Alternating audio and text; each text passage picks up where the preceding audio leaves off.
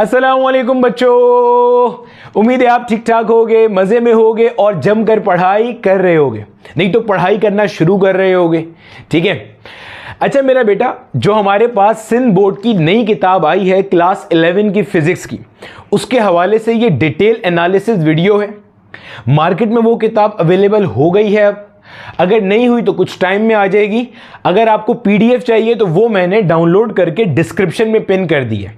तो फिजिक्स की जो पुरानी किताब थी सिंध बोर्ड की, वो कुछ इस तरह से थी। ये वैसे क्लास 12 की है, क्लास 11 की भी इसी साइज में है। जो नई किताब है, नई किताब अभी सिर्फ क्लास 11 की आई है, क्लास 12 की नहीं आई है। तो क्लास 11 की फिजिक्स की नई किताब और क्लास 11 की फिजिक्स की पुरानी किताब, दोनों का पीडीएफ वर्जन डिस्क्रिप्शन में मौजूद है, आप इसको देख सकते हो। इस वीडियो का मकसद क्या है, पहले अच्छी तरह समझ लो, फिर आगे बढ़ेंगे, ताकि आपको यह ना लगे कि वीडियो बहुत कंफ्यूजिंग होती जा रही है। इस वीडियो का मकसद यह है कि आपको यह पता चल जाए कि जो नई किताब है उसमें क्या चेंज आया है, नई किताब में क्या क्या चीज़ें ऐड हुई हैं, क्या चीज़ें सब्ट्रैक्ट हुई हैं, कितना ज़्यादा पढ़ना है या कितना कम पढ़ना है, और आपको मोटे मोटे टॉपिक्स की लिस्ट मिल जाए, ताकि आप जिस भी coaching, school, college, tuition centre, बाजी के पास कहीं भी पढ़ रहे हो, आपको एक आइडिया हो कि यार ये मेरी चेकलिस्ट है, दीज आर द टॉपिक्स जो कि लाजमी कवर होने चाहिए। ठीक है। और अगर आप ECAT MDCAT की तैयारी कर रहे हो तो आपको ये पता हो कि यार ये जो था, ये बाकी प्रोविंस की किताबों में मुझे कौन से चैप्टर में मिलेगा, या अगर मैं पुरानी किताब से पढ़ता हूं तो मुझे कौन से चैप्टर में मिलेगा। ठीक है बेटे, स्टार्ट करते हैं। मेरा नाम बिलाल ज़िया है और ये मेरा और आपका एक छोटा सा प्यारा सा मुन्ना सा प्लेटफॉर्म है, जहां पर हम 11 और 12 की फिजिक्स पढ़ते हैं। ठीक है। तो बगैर टाइम ज़ाया किए चलते हैं। जो हमारा पहला चैप्टर है नई किताब के अंदर, मैं आपको रिकमेंड करूंगा, एक टैब में वीडियो चल रही है ना, दूसरे टैब में नई किताब खोल लो, तीसरे टैब में पुरानी किताब खोल लो। तो मेरे बेटे, जो हमारा पहला चैप्टर है नई किताब में, वो हमारे पास है मेजरमेंट्स। अच्छा मेरा बेटा, जो आपके पास पुरानी किताब है, पुरानी किताब में मेजरमेंट्स के नाम से कोई चैप्टर नहीं था। पुरानी किताब में जो चैप्टर था वो था इंट्रोडक्शन टू फिजिक्स या द स्कोप ऑफ फिजिक्स, दोनों नामों से पढ़ाया जाता था ये। उस वक्त पहले प्रीवियसली, पी का मतलब प्रीवियसली और एन का मतलब हो गया न्यू। ठीक है। पहले इसमें दो काम के टॉपिक हुआ करते थे, एक था डायमेंशंस, एक था सिग्निफिकेंट फिगर्स। कुल मिला के इसमें 4 से 5 नंबर का पेपर में क्वेश्चन आता था। एक डायमेंशन निकालने के लिए कभी आ गई, उसकी इक्वेशन वेरीफाई करने आ गई, या सिग्निफिकेंट फिगर के रूल से कुछ प्रिडिक्ट करने आ गया। ये टोटल हिसाब किताब था। क्लियर है। यानी कि इस चैप्टर की पुरानी किताब में कोई औकात नहीं थी, कोई हैसियत नहीं थी, बिल्कुल मतलब जैसे ब्रेड खाते हैं ना, उसका जैसे आखिरी पीस होता है, वो वाली अहमियत थी इस चैप्टर की। जो न्यू किताब है, नई किताब है, इसके अंदर दो तरह से मैं आपको इसकी अहमियत को अभी बताता हूं। एक तो इसमें टॉपिक्स बढ़ गए, एक तो डायमेंशन तो था ही था, सिग्निफिकेंट फिगर्स आ गया, साथ साथ इसके अंदर एरर का पार्ट आ गया, साथ अनसर्टेनिटी का पार्ट आ गया। एरर पूरी तफसील से शामिल है, मतलब एरर कितने टाइप का होता है, एरर को कैलकुलेट कैसे करते हैं, अगर लंबी कैलकुलेशन है जिसमें मल्टीपल वेरिएबल्स इन्वॉल्व हैं, उसमें एरर को असेस कैसे करते हैं, फिर अनसर्टेनिटी की कैलकुलेशन कैसी होती है। और मज़ेदार बात अगर मैं आपको बताऊंगा तो ये जो एरर वाला पार्ट ऐड किया है, एरर की कॉम्बिनेशन का जो पार्ट है वो किसी और बोर्ड की किताब में नहीं है। मतलब पंजाब, बलूचिस्तान, केपीके या फेडरल, केपीके फेडरल में फिजिक्स की एक ही किताब चलती है, उसमें डायमेंशंस है, सिग्निफिकेंट फिगर है, अनसर्टेनिटी है। एरर की टाइप जरूर है, लेकिन एरर को कंबाइन कैसे करना है, एरर की कैलकुलेशन कैसे करनी है, ये वहां पे नहीं है कहीं पे भी। तो सिंध बोर्ड वालों ने इस लिहाज से चैप्टर बहुत जबरदस्त बनाया है कि उन्होंने एरर की कॉम्बिनेशन भी इसमें क्या कर दी, ऐड कर दी। सीखने को मिल रहा है ना कुछ, तो अच्छी बात है। ठीक है बच्चे, तो ये चीज इसके अंदर है। और दूसरी चीज, इसका जो वेटेज है पेपर में वो 10 से 11% है। यानी कि पहले वो चैप्टर जो बिल्कुल इग्नोर कर दिया जाता था, अब उसका पेपर का वेटेज कितना है, तकरीबन 10 से 11%। यानी कि अगर 100 नंबर का पेपर है तो 11 नंबर का पेपर इस पहले चैप्टर से बनेगा। और डायमेंशन भी सिर्फ डायमेंशन निकालना नहीं है, डायमेंशंस की एप्लीकेशन है। ठीक है। अब मैंने पिछले साल जब मेजरमेंट्स के लेक्चर बनाए थे तो मैंने यही सोच के बनाए थे कि जो नई किताब आएगी उसमें ये सब चीज़ें शामिल होंगी। आप बोलोगे सर आपको कैसे पता? बेटे, जिस करिकुलम की बेस के ऊपर ये किताब बनाई गई है वो करिकुलम 2019 में पब्लिश हो गया था। मैं आपको वो भी साथ में डिस्क्रिप्शन में दे दूंगा। तो 2019 से मार्केट के अंदर है ये कि किताब में क्या एक्सपेक्टेड चेंजेस आने वाली हैं। तो मैंने ये सब जहन में रखते हुए अपने वन शॉट लेक्चर भी ये सब जहन में रखते हुए बनाए थे। ठीक है, अभी आपको बता देते हैं आगे चल के। और मुझे इसके ऊपर डिटेल एनालिसिस बनाने में भी टाइम इसीलिए लग गया क्योंकि 2 से 3 दिन लगा के मैंने पूरी किताब थॉरोली पढ़ ली, बहुत सारी गलतियां भी हाईलाइट कर ली, बहुत सारी अच्छी चीज़ों को अप्रिशिएट भी किया। तो वो भी सब आता जाएगा साथ साथ। ठीक है, कोशिश करूंगा मैं वीडियो छोटी सी रहे। तो coming back to the point, तो बहरहाल हमारे पास इस चैप्टर की पुराने किताब में कोई ऐसी खास अहमियत नहीं थी, लेकिन अब नई किताब में इसकी हैसियत भी है, अहमियत भी है। और जब मैंने इसके लेक्चर बनाए थे, डिटेल लेक्चर, तो मैंने इस चैप्टर को तकरीबन 11 लेक्चर में मुकम्मल कराया था, जो आपको यहाँ पे नज़र भी आ रहा होगा। तो इसका लिंक मैं डिस्क्रिप्शन में दे दूंगा। तो पहला चैप्टर आपके लिए तैयार है नई किताब के हवाले से, देखो और ऐश करो। अब आप एक सवाल कर सकते हो, सर कॉम्बिनेशन ऑफ एरर का जो टॉपिक है वो तो किसी प्रोविंस में नहीं है, तो आपने भी नहीं पढ़ाया होगा। बिल्कुल सही है, मैंने भी नहीं पढ़ाया, तो अब हम यहां पे पढ़ा देंगे। तो 11 के बाद 12वां लेक्चर में इसका ऐड कर दूंगा। एक पार्ट और इसके अंदर इन्होंने डाल दिया है आखिर में, वो है ग्राफ का पार्ट। अच्छा, ग्राफ का पार्ट बाकी प्रोविंस की किताबों में है लेकिन स्कैटर्ड है, मतलब पूरे 20-21 चैप्टरों में फैला हुआ है। एक जगह पे ग्राफ मिला के इन्होंने दे दिए यहां पर, तो मैं इसका भी एक लेक्चर बना दूंगा। इस तरह से चैप्टर 1 आपका पूरा हो जाएगा। लेकिन 11 लेक्चर तो रेडी हैं, वो तो देखो पहले। ठीक है मेरा बेटा, चलो ये हो गया आपके पास आपका पहला चैप्टर। अब दूसरा चैप्टर मेरा बेटा जो आपको नजर आ रहा होगा आपकी नई किताब में, वो है हमारे पास काइनेमेटिक्स। अब जरा जल्दी से अपनी पुरानी किताब के टैब पे चले जाओ। जो आपकी पुरानी किताब है, उस पुरानी किताब के अंदर आपको काइनेमेटिक्स तो कहीं देखेगा ही नहीं। ठीक है, काइनेमेटिक्स पुरानी किताब में कहीं नहीं है। अब अगर मैं आपको बताना शुरू करूं कि काइनेमेटिक्स में क्या है, समझना जरा। काइनेमेटिक्स में एक तो है वेक्टर्स, एक है मोशन इन 1 डायमेंशन का पार्ट, एक है मोशन इन 2 डायमेंशन का पार्ट। अब आप दोबारा अपनी पुरानी किताब खोलो। अब मैं रिकमेंड करूंगा दोबारा से पुरानी किताब खोलो और पुरानी किताब खोल के ये 3 चैप्टर देखो, ये आपको यकीनन नजर आ जाएंगे। पुरानी सिंध की किताब में जो चैप्टर 2 है वो वेक्टर्स है, जो चैप्टर 3 है वो मोशन इन 1 डायमेंशन है, जो चैप्टर 4 है वो मोशन इन 2 डायमेंशन है। अब आप बोलोगे सर 3 चैप्टर एक में डाल दिए, बिल्कुल ऐसा ही है। 3 नहीं, तकरीबन 2। क्यों? मोशन इन 1 डायमेंशन का आधा हिस्सा यहां डाला हुआ है, प्रोजेक्टाइल मोशन इन 2 डायमेंशन का आधा हिस्सा है। सही है। बेसिकली इसके अंदर क्या पढ़ेंगे? इसके अंदर आपने पढ़ना है सबसे पहले तो वेक्टर्स, पूरा का पूरा काइनेमेटिक्स में है। वेक्टर्स में क्या है, वेक्टर क्या होते हैं, वेक्टर की टाइप्स क्या होती हैं, वेक्टर को ऐड कैसे करते हैं, ग्राफिकल मेथड, एनालिटिकल मेथड, और वेक्टर्स मल्टीप्लाई कैसे होते हैं, scalar product, dot product, cross product, ये सब चीजें। जब मैंने वेक्टर्स के लेक्चर बनाए, डिटेल लेक्चर पिछले साल, तो वो तकरीबन 17 लेक्चर्स में कवर हुआ था, यहां पे आ रहा होगा। तो वेक्टर्स जो कि सेकंड चैप्टर का पार्ट है नई किताब के लिहाज से, वो आपके लिए रेडी टू गो है, पूरा तफसील से पढ़ाया हुआ है। ठीक है, तो वेक्टर्स आ गया यहां पे। अब आता है मजीद क्या है, मजीद है मोशन का पार्ट। देखो मेरा बेटा, जब भी हम मैकेनिक्स पढ़ते हैं ना, मैकेनिक्स के 2 कंपोनेंट्स होते हैं, एक होता है काइनेमेटिक्स, एक होता है डायनामिक्स। इसके बाद जो आपको तीसरा चैप्टर दिख रहा होगा अपनी किताब में, वो डायनामिक्स है। तो काइनेमेटिक्स में क्या होता है, काइनेमेटिक्स में मेरे बेटे हम पढ़ते हैं मोशन के बारे में। काइनेमेटिक्स में क्या पढ़ते हैं, मोशन के बारे में। मोशन मतलब कोई बॉडी मूव कर रही है तो कौन से पैरामीटर्स हैं जो उसकी हरकत को डिफाइन कर रहे हैं, speed, distance, displacement, velocity, acceleration, इन सब के ग्राफ्स, रिलेटिव वेलोसिटी के कॉन्सेप्ट्स। इसके अलावा मोशन अंडर ग्रेविटी, मार्कर ऊपर उछाला, नीचे क्यों नहीं आ रहा, ऊपर ही क्यों जाता जा रहा है, या नीचे क्यों आ रहा है, ऊपर क्यों नहीं जाता जा रहा। सिमिलरली प्रोजेक्टाइल मोशन, ये सब चीजें हम कहां पढ़ते हैं, काइनेमेटिक्स में। क्लियर है सर? ये आपने पढ़ाया हुआ है, बिल्कुल पढ़ाया हुआ है। प्लेलिस्ट में जाके देखो, एक आपको प्लेलिस्ट दिखेगी मोशन एंड फोर्स, ये तीसरे चैप्टर की बात कर रहा हूं, motion and force. Motion and force के अंदर जो मोशन वाला पार्ट है वो सारा कवर है, जो फोर्स वाला पार्ट है उसके लेक्चर्स चल रहे हैं, वो वैसे भी आपका यहां नहीं आएगा, डायनामिक्स में आएगा।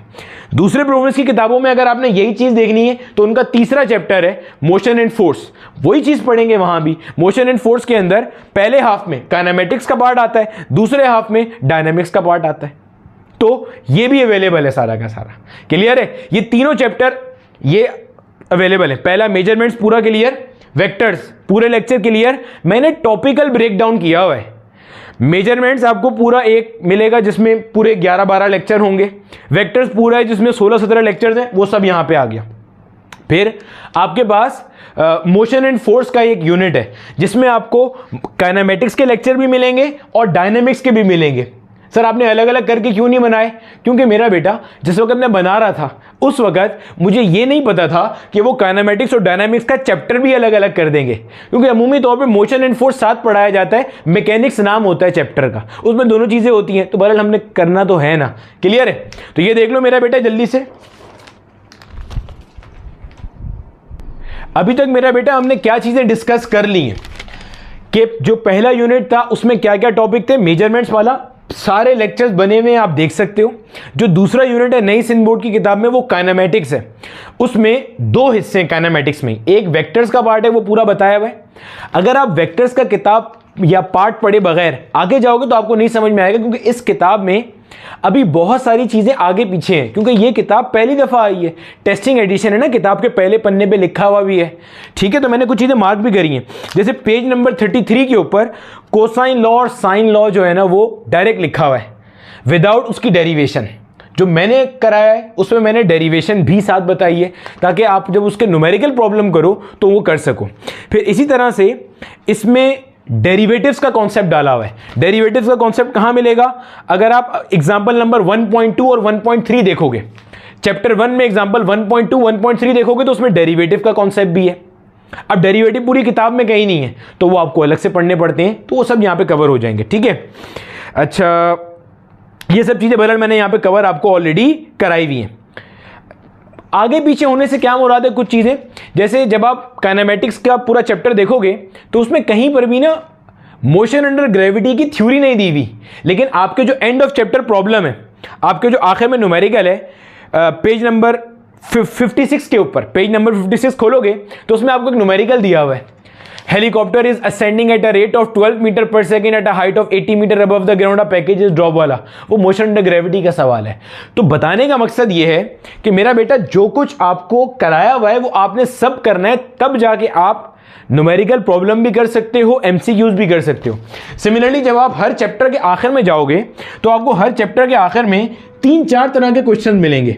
नंबर 1 आपको एमसीक्यूज मिलेंगे, बहुत सारे ऑप्शन हैं, 4 ऑप्शन है, उनमें से एक कोई सही है। आपको सीआरक्यूज मिलेंगे। सीआरक्यूज क्या है? Constructed response question. आपको ईआरक्यूज मिलेंगे, एक्सटेंडेड रिस्पॉन्स क्वेश्चन, और आपको न्यूमेरिकल प्रॉब्लम मिलेंगे। हर चैप्टर के आखिर में ये 4 तरह के क्वेश्चन भी आपको मिलेंगे। ये तो एमसीक्यूज है भाई, ये न्यूमेरिकल क्वेश्चन है, इनमें सिर्फ इतना फर्क है कि ये शॉर्ट और डिटेल क्वेश्चन है, और ज्यादा फर्क नहीं है। तो 2 टॉपिक डिस्कस हो गए।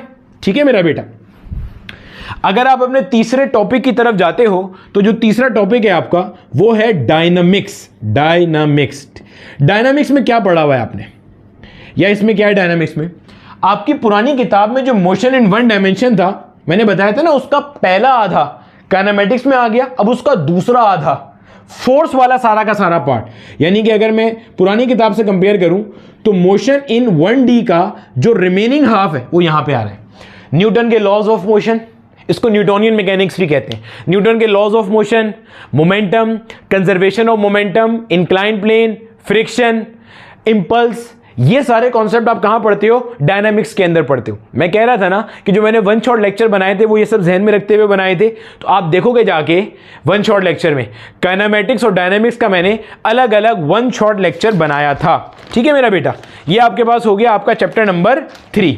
आपका जो काइनेमेटिक्स है उसका पेपर वेटेज था 5%, जो डायनामिक्स था इसका पेपर वेटेज था 6%। जो मेरी प्लेलिस्ट के अंदर मोशन एंड फोर्स वाला चैप्टर है उसमें डायनामिक्स के लेक्चर अभी चल रहे हैं। न्यूटन के लॉज में पढ़ा चुका हूं, मोमेंटम में पढ़ा चुका हूं, कंजर्वेशन में पढ़ा चुका हूं, और उसकी एप्लीकेशन अभी चल रही है, तो यहां पे अभी मैं हूं। ठीक है, आगे चलते हैं। जो चैप्टर नंबर 4 है, जो चैप्टर नंबर 4 है, अगर अभी तक हम देखें ना तो नई किताब के लिहाज से आपके 3 चैप्टर कवर हुए, मेजरमेंट्स, काइनेमेटिक्स, डायनामिक्स। पुरानी के लिहाज से आपके 1 से लेके 3.5 कवर हो गए। 1 आपका स्कोप ऑफ फिजिक्स पूरा हो गया, वेक्टर्स आपका पूरा हो गया, मोशन इन 1 डायमेंशन आधा यहां आया, आधा काइनेमेटिक्स में आ गया था, और चैप्टर 4 मोशन इन 2D आधा कवर हो गया, यानी कि तकरीबन 3.5 आपके कवर हो गए। ठीक है मेरा बेटा, चलो साथ साथ लिखते जाओ वरना बिल्कुल कंफ्यूज हो जाओगे। अगला जो है आपके पास वो है rotational and circular motion. Rotational and, ये ऐसे स्लैश नहीं है, sorry, rotational and circular motion. अगर मैं आपको बताऊं कि इसके अंदर उन्होंने क्या क्या पढ़ाया है, तो मेरा बेटा इसके अंदर इन्होंने सबसे पहले तो आपको पढ़ाया है सर्कुलर मोशन, फिर इन्होंने आपको पढ़ाया है रोटेशनल मोशन, फिर इन्होंने आपको पढ़ाया है ग्रेविटेशन। अगर आप अपनी पुरानी किताब में देखोगे तो ये जो हमने बताया था ना chapter number 4 motion in 2 dimension का आधा हिस्सा पहला आपने काइनेमेटिक्स में पढ़ा था, प्रोजेक्टाइल वाला, ये रिमेनिंग आधा हिस्सा है, चैप्टर नंबर 4 का रिमेनिंग आधा हिस्सा है। रोटेशनल वाला ये आपका पूरा चैप्टर 5 है पुरानी किताब का, और ये आपका पूरा चैप्टर नंबर 6 है। ये तीनों चीजें यहां पे डाल दी हैं। क्लियर है? इसका मैंने अब तक कोई लेक्चर नहीं बनाया, मैं भी वहीं पर हूं, फोर्स पर हूं, उससे आगे नहीं बढ़ा मैं अब तक। ठीक है, आगे मैंने अभी तक कोई लेक्चर नहीं बनाया। अब सीन क्या है, अगर आप किसी और प्रोविंस की किताब देखोगे तो उसके अंदर भी ये as it is rotational circular motion है। अब यहां पे एक बहस की जा सकती है, क्या कि सर ग्रेविटेशन का तो कोई टॉपिक इस पूरी की थ्योरी में है ही नहीं। मैं आपको बता रहा हूं ना, मुझे टाइम से लगा कि मैंने किताब अच्छे से पढ़ी है। आपकी बात बिल्कुल सही है कि ग्रेविटेशन का कोई टॉपिक इसके अंदर नहीं है। न्यूटन का यूनिवर्सल लॉ ऑफ ग्रेविटेशन भी नहीं दिखेगा, variation in the value of g भी नहीं दिखेगा, आर्टिफिशियल ग्रेविटी भी नहीं दिखेगा, लेकिन दिखेगा क्या, आपको सैटेलाइट का कॉन्सेप्ट दिखेगा, आपको ऑर्बिटल वेलोसिटी का कॉन्सेप्ट दिखेगा, आपको एस्केप वेलोसिटी का कॉन्सेप्ट दिखेगा, आपको केपलर के लॉज दिखेंगे। अब मसला क्या है, ये क्या चीजें हैं? देखो मेरा बेटा, एक चीज होती है रिजल्ट और एक चीज होती है प्रोसेस। इन्होंने क्या करा, ग्रेविटेशन की जो डिटेल थ्योरी थी वो इसमें नहीं डाली, लेकिन उस थ्योरी को पढ़ने के बाद जिन रिजल्ट्स को आप ड्राइव करते हो वो यहां पे डाल दिया। इसका मतलब क्या है कि आपको ये पढ़ना पड़ेगा तभी तो आप यहां पे आओगे। केपलर के लॉज बगैर ग्रेविटेशन के अंडरस्टैंडिंग के आप पढ़ ही नहीं सकते। सैटेलाइट का कॉन्सेप्ट ग्रेविटेशन के अंडरस्टैंडिंग के बगैर आप कर ही नहीं सकते। ऑर्बिटल एस्केप वेलोसिटी का कॉन्सेप्ट बगैर ग्रेविटेशन के अंडरस्टैंडिंग के बगैर आप कर ही नहीं सकते। तो ये मौजूद है सब चीजें।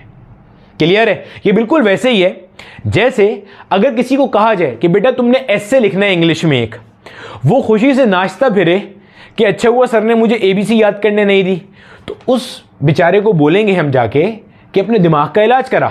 क्योंकि अगर इंग्लिश में तू कोई एस्से लिखने जा रहा है तो एबीसी आती होगी, पार्ट्स ऑफ स्पीच आते होंगे, नरेशन पता होगी, तभी तो जाके लिखेगा। Getting my point? तो ग्रेविटेशन वहां पे मौजूद है। नई किताब में कितने चैप्टर हो गए? 4। पुरानी किताब के हवाले से 6 चैप्टर कवर हो चुके हैं। तो नई किताब इतनी एक्सटेंसिव है। मैं डरा नहीं रहा भाई, फैक्चुअल बता रहा हूं आपको। ठीक है, चलो ये हो गया चैप्टर नंबर 4 हमारा। ठीक है मेरा बेटा, पुरानी किताब के हवाले से हम 6 चैप्टर कर चुके हैं, नई किताब के हवाले से हमारे अभी 4 चैप्टर हुए। 5वां चैप्टर जो है that is work, power and energy. Work, power and energy, ये पूरा का पूरा पुरानी किताब के चैप्टर नंबर 7 जैसे, बाकी प्रोविंस में भी ये इसी नाम से मौजूद है, वर्क, पावर, एनर्जी के नाम से। आसान सा चैप्टर है, इसमें कोई खास चेंज नहीं आई है। बस मेरे लिहाज से एक इन्होंने ये गलती कर दी, वो प्रोफेसर लोग हैं बेहतर समझते होंगे, लेकिन मेरे लिहाज से, मैं कोई एक बंदा नाचीज हूं, एक तालिब इल्म हूं, मेरे लिहाज से वर्क, पावर, एनर्जी पहले आता है और सर्कुलर रोटेशनल मोशन बाद में आता है। क्योंकि सर्कुलर रोटेशनल मोशन के अंदर जब हम वर्टिकल सर्कल पढ़ाते हैं तो वहां पे वर्क एनर्जी थ्योरम का कॉन्सेप्ट लगता है और वर्क एनर्जी थ्योरम पढ़ा यहां पे जाता है। तो ये पहले आना चाहिए था और सर्कुलर रोटेशनल मोशन बाद में आना चाहिए था। फिजिक्स के जितने भी बुजुर्गाने फिजिक्स हैं उनकी किताबों में भी ऐसे ही होता है कि वर्क, पावर, एनर्जी पहले आता है और सर्कुलर रोटेशनल मोशन बाद में आता है। जो बाकी प्रोविंस की किताबें हैं उनमें भी ऐसे ही है, वर्क, पावर, एनर्जी पहले आता है और सर्कुलर रोटेशनल मोशन बाद में आता है। लेकिन चलो टेस्टिंग एडिशन है, तरतीब आगे पीछे हो जाएगी, कोई मसला नहीं है। इसमें बहुत डिटेल में चीजें नहीं डाली हैं, बस वेरिएबल फोर्स का जो वर्क डन है उसका कॉन्सेप्ट थोड़ा सा इनहेंस कर दिया, बाकी सब चीजें सेट हैं। इसका वेटेज पेपर में 10% है, रोटेशनल सर्कुलर मोशन का 8% है। ठीक है, ये सब लिख लेना अपने पास। अच्छा, ये नई किताब में हमारे हो गए टोटल 5 चैप्टर, पुरानी किताब के हमारे 7 चैप्टर्स हो चुके। अब आओ यूनिट नंबर 6 और यूनिट नंबर 7 पे। यूनिट 6 है फ्लूइड स्टैटिक्स, यूनिट 7 है फ्लूइड डायनामिक्स। अगर आप में से किसी के घर में कोई मैकेनिकल इंजीनियर हो, कोई मैकेनिकल इंजीनियर या कोई इंडस्ट्रियल इंजीनियर या कोई केमिकल इंजीनियर, अगर आप में से किसी के घर में इन 3-4 ब्रांचेस में से कोई इंजीनियर हो, उससे पूछना यार आपकी मैकेनिकल इंजीनियरिंग का सबसे टफ सब्जेक्ट कौन सा था, वो बिला झिझक विदाउट एनी डाउट बोलेगा फ्लूइड मैकेनिक्स। फ्लूइड मैकेनिक्स के 2 कंपोनेंट होते हैं, फ्लूइड स्टैटिक्स और फ्लूइड डायनामिक्स। स्टैटिक फ्लूइड रुका हुआ फ्लूइड, डायनामिक चलता हुआ फ्लूइड। ठीक है तो इतना सही कॉन्सेप्ट, लेकिन और बहुत सारी चीजें। तो फ्लूइड स्टैटिक्स और फ्लूइड डायनामिक्स नया एडिशन है सिंध बोर्ड के अंदर। बाकी प्रोविंस की किताबों में फ्लूइड डायनामिक्स तो शामिल है, लेकिन स्टैटिक किसी की किताब में नहीं है। तो स्टैटिक सिर्फ सिंध बोर्ड के अंदर ही है। बाकी लोगों की किताबों में 9 और 10 के अंदर फ्लूइड स्टैटिक्स की बेसिक्स शामिल है। यहां इन्होंने थोड़ा सा एडवांस वर्जन इंक्लूड करा है। क्या क्या इसके अंदर? फ्लूइड है, पास्कल्स लॉ है, बॉयंसी का टॉपिक है, लॉ ऑफ फ्लोटेशन है, आर्चिमेडिस प्रिंसिपल है। इसमें क्या है? Bernoulli equation, continuity principle, Torricelli's theorem, blah blah blah. अभी समझ में नहीं आ रहा होगा, लेकिन बहरहाल चीजें हैं। मिला के इनका जो पार्ट है वो भी तकरीबन कितना बनता है? 10% बनता है। क्लियर है? पुरानी किताब में 7 चैप्टर हो चुके, नई किताब में भी 7 चैप्टर हो गए, क्योंकि ये 2 चैप्टर तो पुरानी किताब में थे ही नहीं। ठीक है, अब आओ यूनिट नंबर 8 पे। यूनिट नंबर 8 और 9 अगेन ऐसे ही है। यूनिट नंबर 8 जो है ये है मेरा बेटा कॉन्सेप्ट ऑफ इलेक्ट्रिक फील्ड्स, और यूनिट 9 जो है ये है मेरा बेटा कैपेसिटर्स का कॉन्सेप्ट। जो क्लास 12 की किताब है ये वाली, जो सिंध बोर्ड की अभी क्लास 12 की किताब है, जो भी क्लास 11 की नई किताब है वो तो क्लास 11 का बच्चा पढ़ रहा है ना, लेकिन क्लास 12 में तो अभी पुरानी किताब चल रही है। क्लास 12 का जो चैप्टर नंबर 2 है वो है इलेक्ट्रोस्टैटिक्स। इलेक्ट्रोस्टैटिक्स में 4 टॉपिक पढ़ाए जाते हैं, 4 कुल मिला के 4। पहला कूलम्स लॉ, फिर इलेक्ट्रिक फील्ड इंटेंसिटी, फिर इलेक्ट्रिक पोटेंशियल, फिर कैपेसिटर। हो गए 4 टॉपिक। इन 4 टॉपिक को यहां 2 हिस्सों में स्प्लिट कर दिया। आपके पास जो 3 टॉपिक हैं, coulomb law, electric field intensity, electric potential, वो यहां डाल दिए। जो कैपेसिटर का पार्ट है वो यहां डाल दिया। यानी कि ये दोनों मिला के हैं इलेक्ट्रोस्टैटिक्स ही। पिछली मतलब पुरानी किताब में ये क्लास 11 में नहीं था, या क्लास 12 में था, अभी भी है। मतलब ये वाहिद साल है जिसमें जो क्लास 12 का बच्चा है वो पुरानी किताब की वजह से इलेक्ट्रोस्टैटिक्स पढ़ेगा, और जो क्लास 11 का बच्चा है वो इलेक्ट्रिक फील्ड और कैपेसिटर्स पढ़ रहा होगा। एक ही चीज है। ठीक है, मिला के ये क्या? इलेक्ट्रोस्टैटिक्स है। क्लियर है? यूनिट 8 और यूनिट 9 मिला के इलेक्ट्रोस्टैटिक्स है पूरा। 4 टॉपिक्स हैं, 4 में से 3 टॉपिक इलेक्ट्रिक फील्ड में आ गए, 1 टॉपिक कैपेसिटर में आ गया, मिला के ये बनता वही है आपका इलेक्ट्रोस्टैटिक्स। अगर आप बाकी प्रोविंस की किताब में जाओगे तो उनकी क्लास 11 की बुक में नहीं है, ये क्लास 12 की बुक में इलेक्ट्रोस्टैटिक्स का एक चैप्टर है जिसमें यही दोनों मिला के डले हुए। ठीक हो गया? तो पुरानी किताब में हमारे 7 चैप्टर हुए हुए, नई किताब में 9 चैप्टर हो चुके। ठीक है, आगे चलते हैं। जो 10 यूनिट है वो है मेरा बेटा डीसी सर्किट्स। डीसी सर्किट्स पुरानी किताब में आपको ये कहीं भी नहीं मिलेगा, क्योंकि ये भी क्लास 12 का टॉपिक है। क्लास 12 में जो चैप्टर नंबर 3 है करंट इलेक्ट्रिसिटी, उसका नाम इन्होंने यहां पे क्या रख दिया है? DC circuits.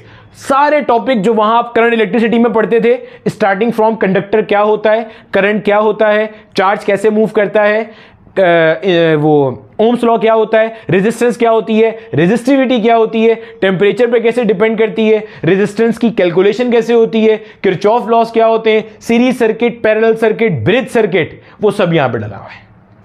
ईएमएफ का कॉन्सेप्ट, पोटेंशियल का concept, power dissipation in circuit, सब चीज यहां पे मौजूद है।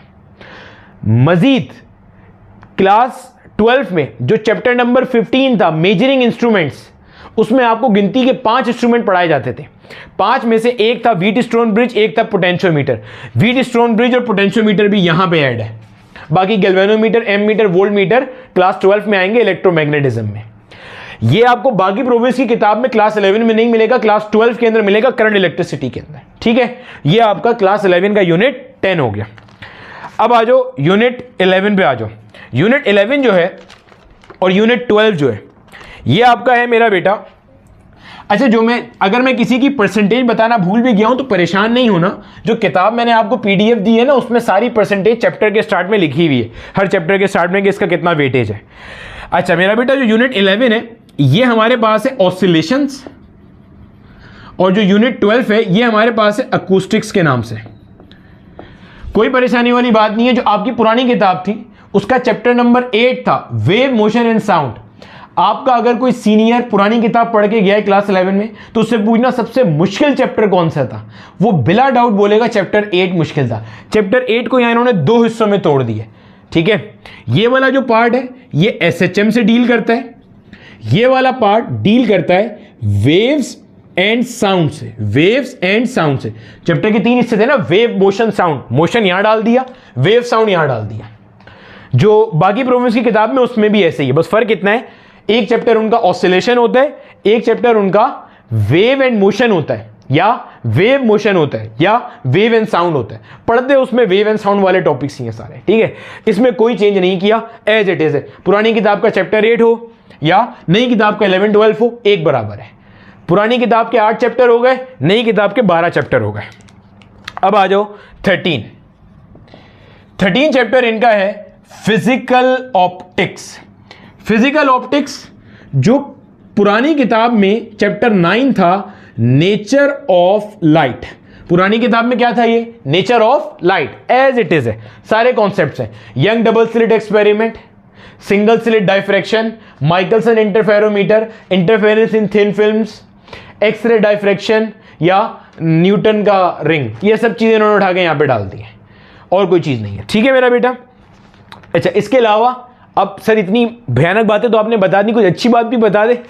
अच्छी बात यह है कि जो पुरानी किताब का चैप्टर 10 है वो इन्होंने यहां पे इंक्लूड नहीं किया, कहीं पर भी वो एक्सक्लूड कर दिया। खुशी की बात। ठीक है, वह होता है ना लतीफे में होता है ना, गोली लगती है बंदा मर जाता है, वो कहते हैं चलो यार शुक्र है आंख तो बच गई। तो ऑप्टिकल इंस्ट्रूमेंट्स इन्होंने यहां पे इंक्लूड नहीं किया, ये खुशी की बात है। ठीक हो गया। इसके अलावा ये तो सब मैंने बता दिया, चैप्टर 9 जैसा है, चैप्टर 10 नहीं है तो सर खत्म हो गया, नहीं, एक चैप्टर बाकी है। वो एक चैप्टर है मेरा बेटा कम्युनिकेशन का। ये कम्युनिकेशन का जो चैप्टर है ना, ये बड़ा जबरदस्त चैप्टर है। क्यों? इस कम्युनिकेशन के चैप्टर में इन्होंने वो चीजें डाली हैं जो कैसे समझाया जाए, जो इंजीनियरिंग में आगे चल के पढ़ते हैं। मुझे इसलिए पता है क्योंकि मैं खुद एक बेसिकली इंजीनियर हूं, निकम्मा सा। तो कम्युनिकेशन के अंदर इन्होंने क्या बताया, सैटेलाइट कम्युनिकेट कैसे करती हैं, मॉड्यूलेशन का क्या फिनोमिना होता है, वो तो जब पढ़ेंगे तफसील से तो हर चीज़ ही आसान हो जाएगी इंशाल्लाह, अल्लाह की ज़ात से उम्मीद है, कोई मसला नहीं होगा।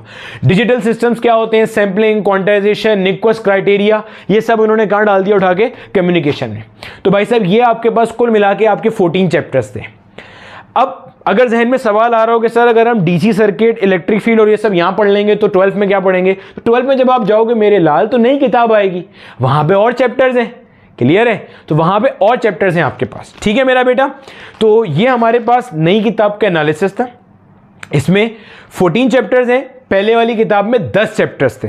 तो मैंने आपको उम्मीद है तसल्ली से बता दिया कि नया क्या पार्ट है। फ्लूइड स्टैटिक्स बिल्कुल नया है, फ्लूइड डायनामिक्स बिल्कुल नया है। वैसे तो रोटेशनल मोशन में भी टॉपिक नए नए हैं, कुछ काइनेमेटिक्स में भी नए टॉपिक्स हैं रिलेटिव वेलोसिटी के जो पहले नहीं थे, लेकिन बहरहाल जो बिल्कुल नए चैप्टर है फ्लूइड स्टैटिक्स है, फ्लूइड डायनामिक्स है, या आखिर में आपका कम्युनिकेशन का पार्ट है।